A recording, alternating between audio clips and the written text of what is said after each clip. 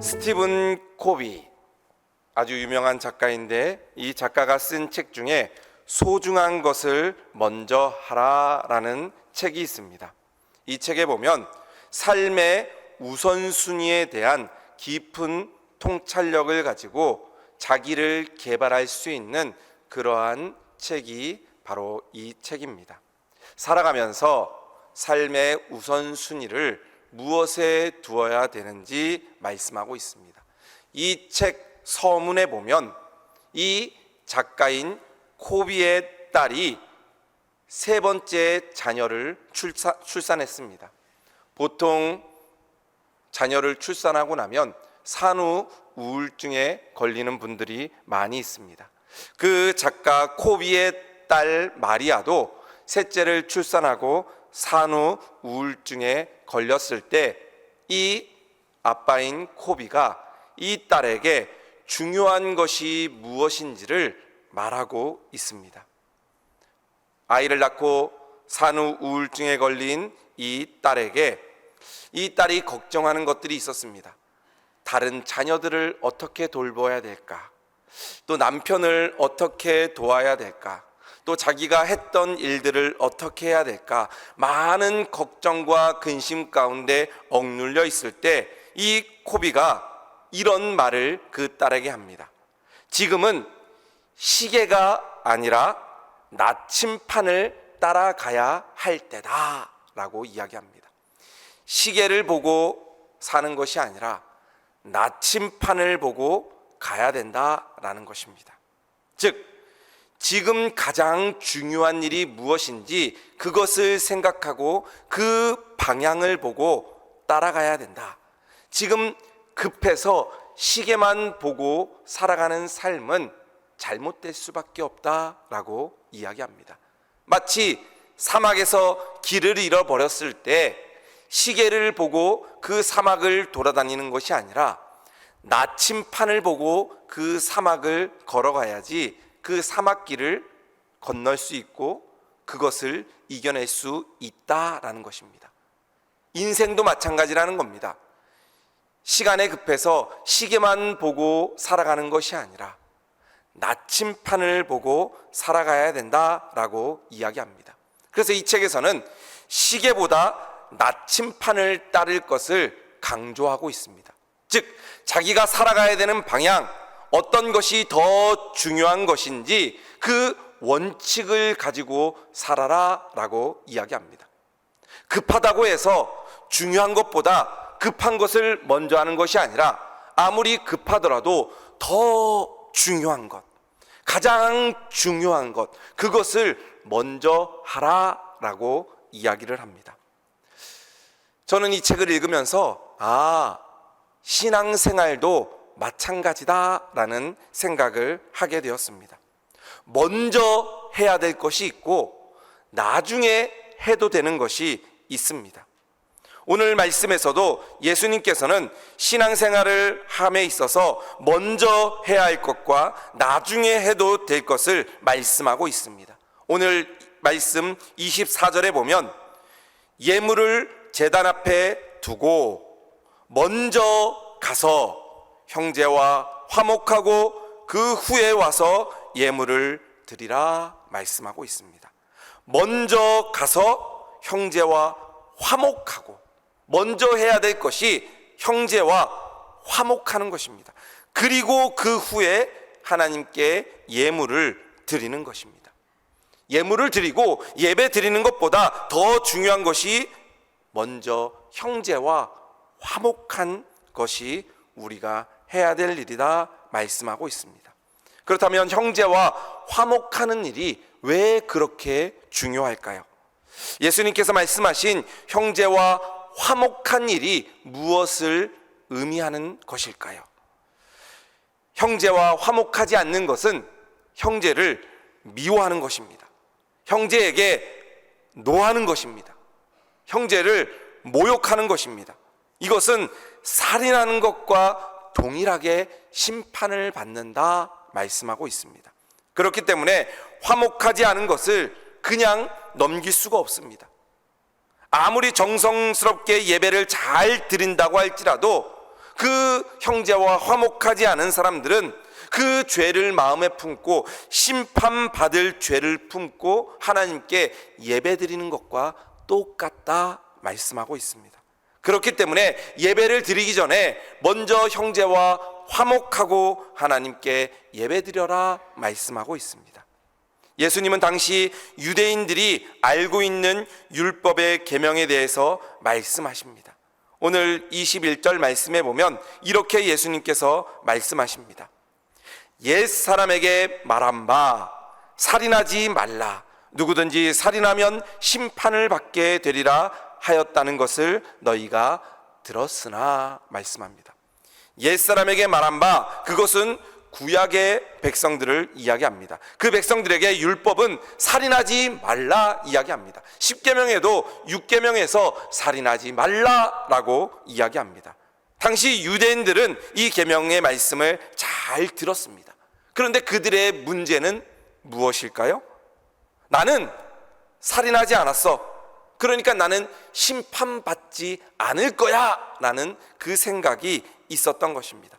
나는 살인을 한 적이 없으니까 나는 의인이다 생각하는 것입니다. 바로 이런 생각을 가지고 있는 사람들에게 예수님께서 살인에 대한 새로운 해석을 말씀하고 있습니다. 너희들이 사람을 죽이지 않았다고 생각하느냐? 그러나 그것만이 살인하지 않은 것이 아니다 말씀합니다. 너희들은 스스로 의인이라고 생각하지만 그렇지 않다라고 말씀하시면서 살인을 저지르지 않았어도 형제를 어떻게 대하느냐에 따라서 그 살인의 해석이 달라질 수 있다 말씀하는 것입니다.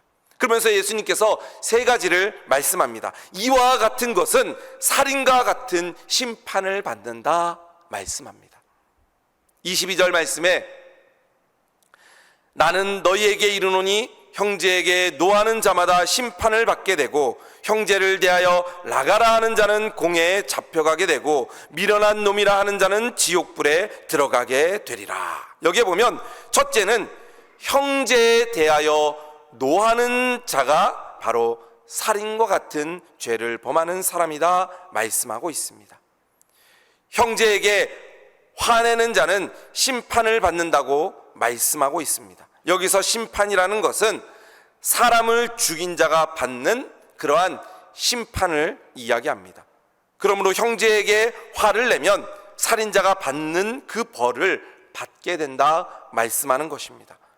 헬라어에서 화를 낸다는 표현은 두 가지 단어로 쓰입니다.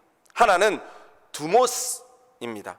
이 또 다른 하나는 오르게입니다. 이 두모스는 기분이 나쁠 때 감정을 조절하지 못하고 갑자기 폭발하는 것을 이야기합니다. 기분이 나쁠 때 감정을 조절하지 못하고 폭발하고 또 폭발했던 것이 또 빨리 사그라드는 그 상태를 이야기합니다.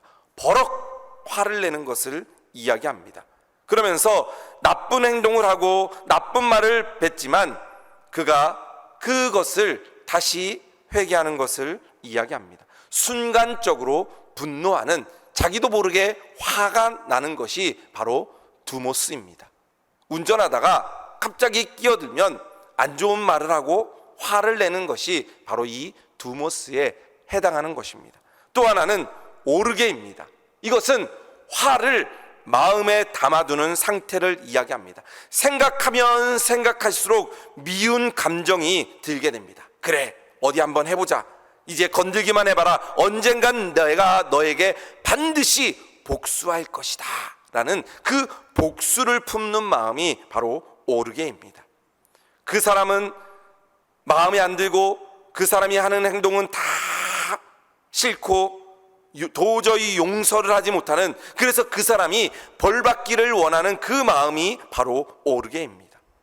이 오르게는 지속적인 분노를 이야기합니다. 여기서 예수님께서 바로 화내는 것을 오르게라고 이야기를 합니다. 증오의 마음, 그 마음을 예수님께서는 심판받는다 말씀합니다. 그래서 에베소서 4장 26절에는 이렇게 말씀합니다. 분을 내어도 죄를 짓지 말며 해가 지도록 분을 품지 말라. 우리가 살면서 화를 내지 않을 수는 없습니다. 아무리 좋은 사람들도 화를 낼 때가 있습니다. 자신의 감정을 표현할 때가 있습니다. 그런데 그 감정을 해지도록 품지 말라라는 것입니다. 그 이유를 왜 그렇게 말씀하고 있는 것일까요? 해질 때까지 그 분한 마음, 화난 마음을 품지 말라. 왜냐하면 화난 마음을 계속 품고 있으면 그 화난 마음 가운데 마귀가 틈타기 때문입니다. 화가 가득하고 그 마음을 계속 품고 있으면 마귀가 그 틈을 비집고 들어오게 됩니다. 마귀가 분노의 감정을 다스리면 더 큰 미움과 증오가 일어나게 되는 것입니다. 그러므로 그 분노가 일어날 때 우리는 주님께 기도함으로 그 분노를 다스리고 죄를 짓지 않도록 그것을 화해해야 하는 것입니다. 마귀에게 지지 않기 위해, 틈을 주지 않기 위해서라도 우리는 해가 지기 전에 그 마음을 형제들과 화목하며 풀어야 하는 것입니다. 또 오늘 말씀해 보면 인격 모독하는 행위가 바로 살인과 같은 행위다, 예수님은 말씀하십니다. 아까 읽었던 22절 말씀 중간에 보면 형제에 대하여 나가라 하는 자는 공회에 잡혀가게 되고 라고 이야기합니다. 형제에 대하여 나가라는 욕입니다. 그 당시에 이스라엘 백성들이 흔하게 쓰는, 우리가 지금 일상에서 쓰는 그러한 욕과 같은 것입니다. 그 나가라 하는 자는 바로 공회에 잡혀가게 된다, 살인죄와 같은 그러한 심판을 받게 된다 말씀하고 있습니다. 즉 상대방에 대해서 인격 모독을 하고 안 좋은 말을 하면 그것은 살인과 같은 짓이다 라고 말씀하고 있는 것입니다. 그러므로 다른 사람을 존중할 수 있어야 하는 것입니다. 다른 사람을 인격 모독하고 욕하는 것은 살인 행위와 같다 말씀합니다. 그리고 세 번째로 형제에 대하여 미련한 놈이다 라고 말하는 자가 살인죄와 같다 말씀합니다. 22절 말씀 끝부분에 보면 미련한 놈이라 하는 자는 지옥불에 들어가게 되리라 말씀합니다. 미련한 놈이라는 의미는 하나님을 부정하는 자, 멸망받은 자, 하나님께 버림받은 자라는 뜻이 이 미련한 놈이라는 뜻에 있는 것입니다. 라가라는 인격을 모독하지만 이 미련한 자다라는 것은 그 영혼을 욕하는 것입니다. 하나님의 고유 영역인 심판권까지 남용한 그러한 죄가 바로 이 살인죄입니다. 모든 이 것들을 예수님께서는 살인죄다 말씀합니다. 그러므로 그런 사람들은 형벌의 심판을 받게 되고 공회에 잡혀가게 되고 지옥불에 들어간다 말씀하고 있습니다. 우리가 살면서 얼마나 화를 많이 내고 있습니까? 다른 사람들에게 못할 말을 얼마나 많이 합니까? 그 사람을 얼마나 미워합니까? 그 모든 죄가 다 살인죄와 같다 말씀하는 것입니다. 예수님의 이 해석대로라면 우리는 하루에도 수십 번 살인죄를 저지르고 있는 것과 마찬가지입니다.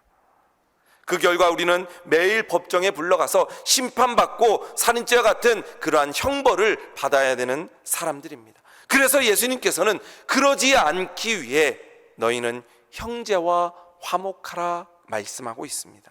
이것을 하나님께 예배드리는 것보다 먼저 형제와 화목하라 말씀하고 있습니다.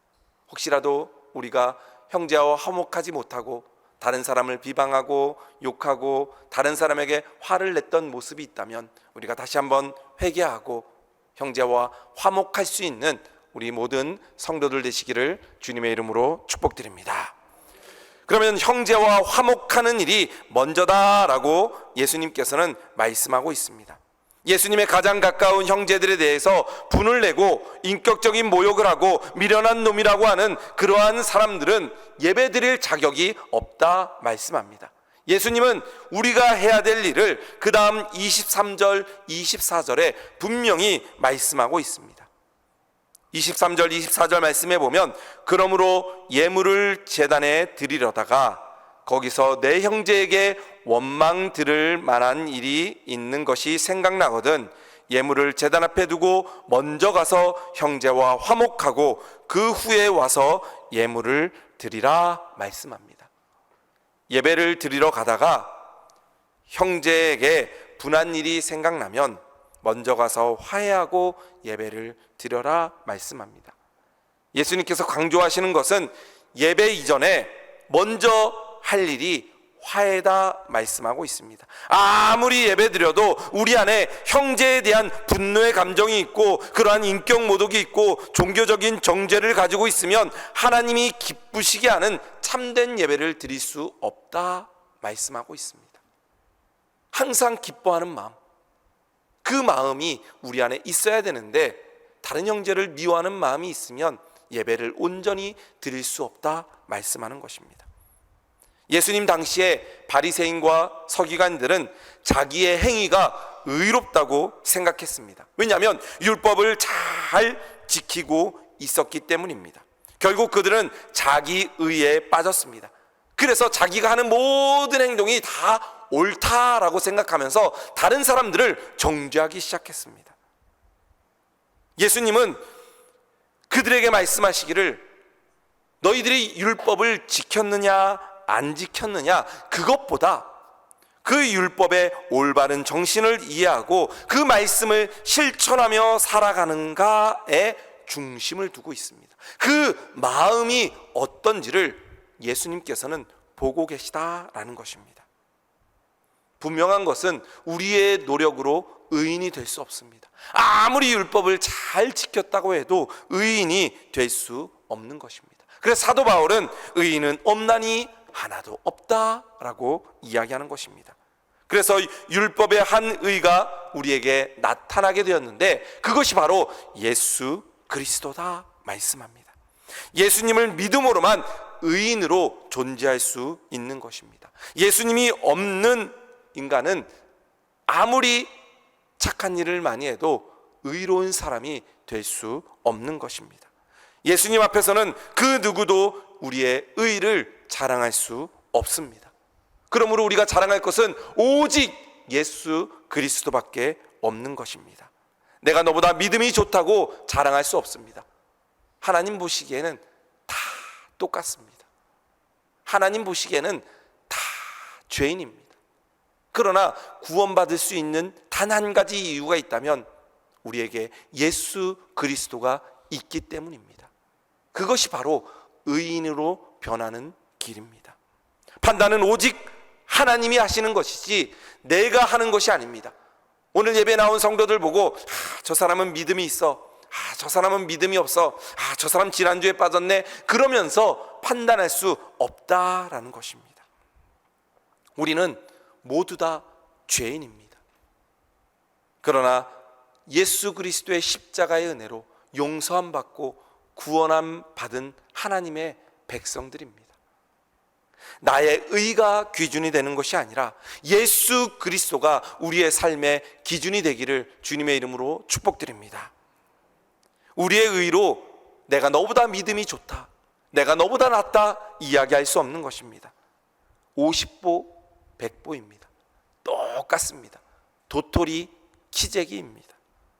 그렇게 하지 않기 위해서 서로의 차이를 인정하는 태도가 중요합니다. 우리는 서로 각자가 다릅니다. 하나님께서 그렇게 창조하셨습니다.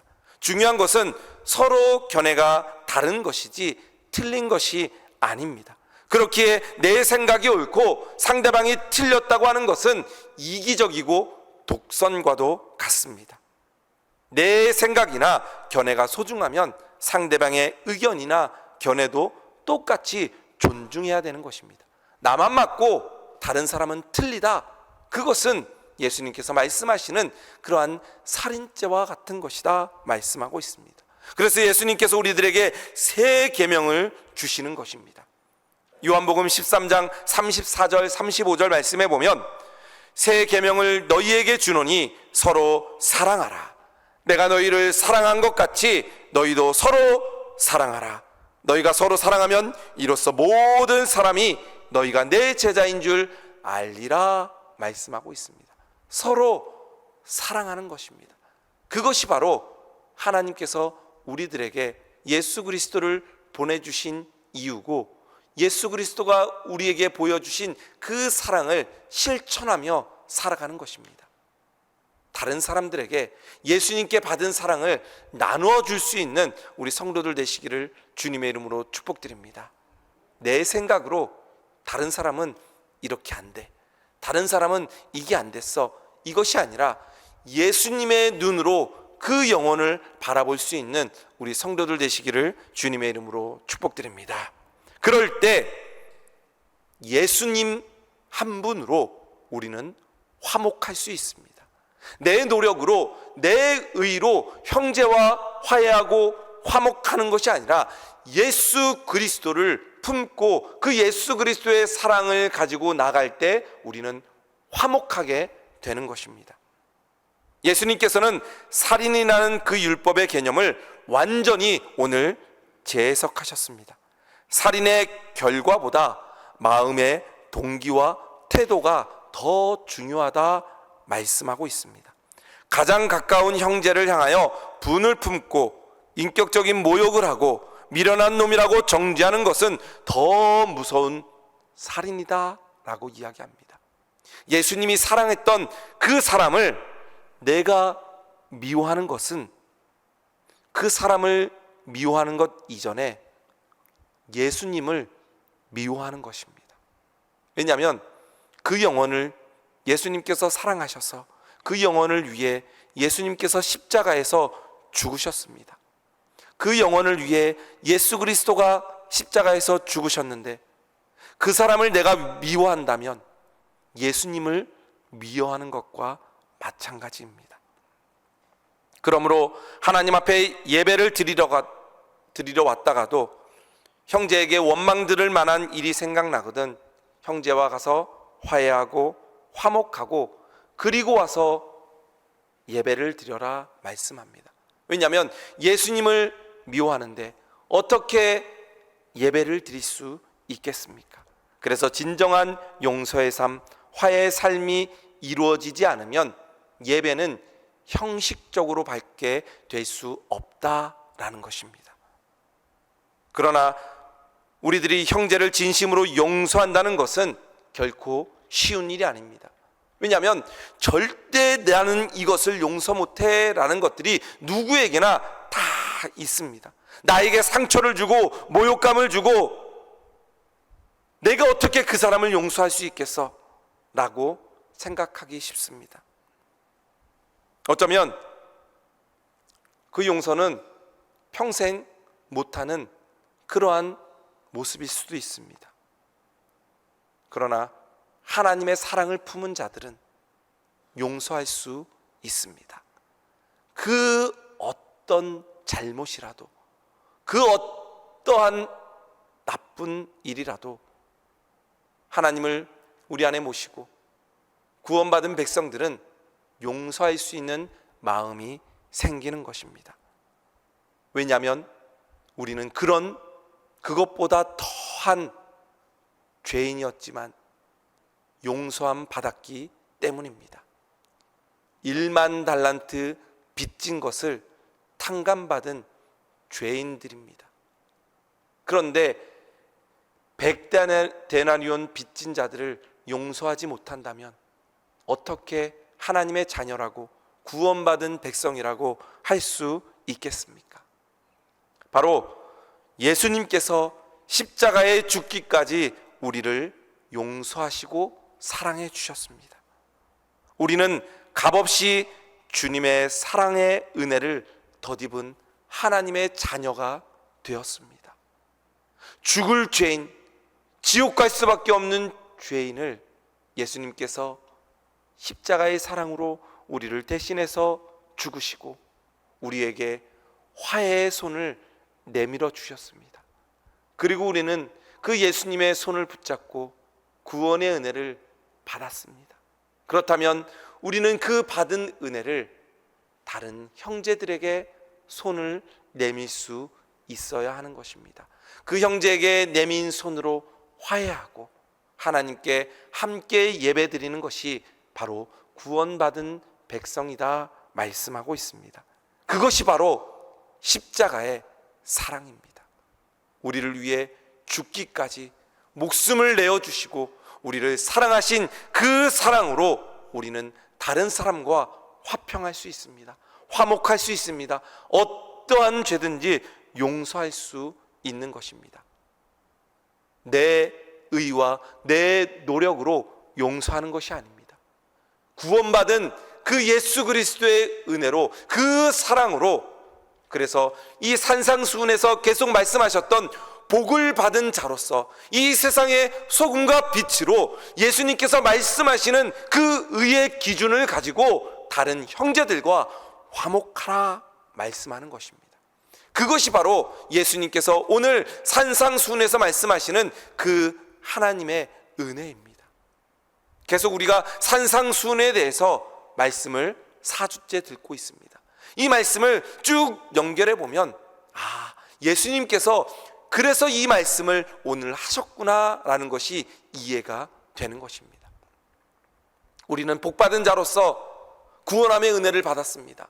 그래서 세상에 나가서 소금과 빛으로 살라 말씀하셨습니다.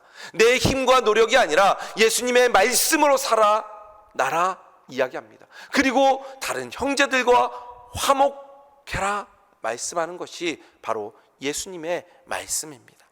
그것이 바로 구원함 받은 우리 성도들이 이 세상을 살아가야 될 그러한 길인 줄로 믿습니다.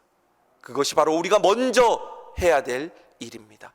형제들과 화목하고 함께 사랑하는 것, 그것이 바로 예수님의 구원받은 자들로서, 성도들로서 해야 되는 그러한 모습인 줄로 믿습니다. 찬양 사역자로 잘 알려진 최용덕이라는 분이 있습니다. 일어나 걸어라, 낮엔 해처럼 밤엔 달처럼 나의 힘이 되신 여호와여, 이런 찬양을 지었던 분입니다. 이분이 한 번은 후배하고 사소한 일로 다투게 되었습니다. 너무나 이분이 화가 났습니다. 집에 돌아와서 내가 먼저 사과하나 봐라, 평생 내가 먼저 사과하지 않을 거야 라고 자존심을 세웠습니다. 내가 그래도 선배인데, 내가 자기를 전도했는데 어떻게 나한테 그럴 수가 있어 라는 마음으로 굳게 그 마음을 다지고 용서하지 않겠다는 마음을 했습니다. 그런데 그날 밤 그 후배가 이 최영덕이라는 분을 찾아왔습니다. 그리고 문을 두드리고 그 문 앞에서 무릎을 꿇고 용서를 구했습니다. 선배님, 죄송합니다. 제가 잘못했습니다. 그리고 이 최영덕이라는 분이 이 후배를 용서해 줬습니다. 그리고 밤에 잠을 들려고 하는데 예수님께서 이런 마음을 주셨습니다. 그리고 그가 하나님 앞에 회개하며 눈물을 흘리고 기도하면서 하나님께서 이런 찬양을 짓게 하셨습니다. 오늘 나는, 가사를 보면 내가 먼저 손 내밀지 못하고, 내가 먼저 용서하지 못하고, 내가 먼저 웃음 주지 못하고 이렇게 머뭇거리고 있네. 내가 먼저 손 내밀기 원했고, 그가 먼저 용서하기 원했고, 그가 먼저 웃음 주길 원했네. 나는 어찌된 사람인가? 오 간교한 나의 입술이여, 오 더러운 나의 마음이여, 왜 나의 입은 사랑을 말하면서, 왜 나의 마음은 화해를 말하면서, 왜 내가 먼저 져줄 수 없는가? 왜 내가 먼저 손해볼 수 없는가? 오늘 나는 주님 앞에서 몸둘 바 모르고 이렇게 흐느끼며 서 있네. 어찌할 수 없는 이 마음을 주님께 맡긴 채로, 그 꼴량한 자존심 때문에 자기가 먼저 화해하지 못하고, 먼저 용서를 구하지 못하고, 그 예수님께서 말씀하시는 그 살인자 같은 것을 마음에 품고 있을 때 후배가 와서 먼저 용서를 구하고 밤에 기도하면서 주님께서 이 마음을 주신 것입니다. 예수님께서 나는 너를 위해서 십자가에서 죽기까지 너를 용서했는데 너는 그것 하나 용서하지 못하고 형제와 화목하지 못하니. 여기서 형제라고 이야기했지만 때로는 내 남편일 수도 있습니다. 내 아내일 수도 있습니다. 내 부모일 수도 있습니다. 내 형제, 내 자매일 수도 있습니다. 우리의 이웃일 수도 있습니다.